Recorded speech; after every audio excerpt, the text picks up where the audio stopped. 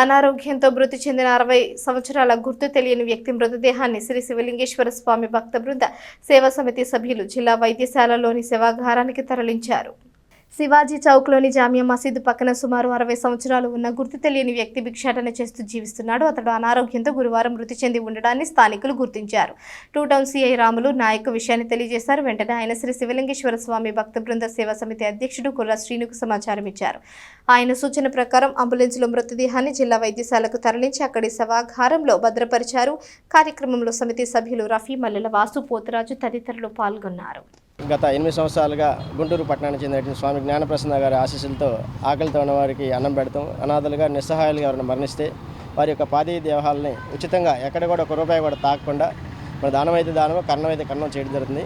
ఈ రోజున 2 టౌన్ పరిధిలో శివాజీ చౌక్లో మసీదు వద్ద ఒక వృద్ధుడు సుమారుగా ఒక 4 సంవత్సరాలుగా ఈ ప్రాంతంలోనే వ్యాచిక చేసుకుంటూ అడుక్కుంటూ ఇక్కడ జీవనం సాగిస్తున్నాడు.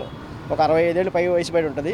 అతను అక్కడ అనారోగ్యంతో చనిపోవడం వల్ల చుట్టుపక్కల వారు ఇచ్చిన ఇన్ఫర్మేషన్ ప్రకారంగా 2 టౌన్ పోలీసు వారు వచ్చి దాన్ని స్వీకరించారు.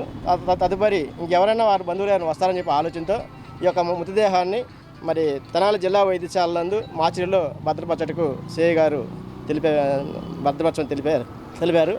దీని మీద దీన్ని ఇప్పుడు తెనాలి జిల్లా వైద్యశాల మార్చికి ఈ యొక్క మృతదేహాన్ని తీసుకెళ్ళిపోయి మార్చిలో భద్రపరుస్తారు.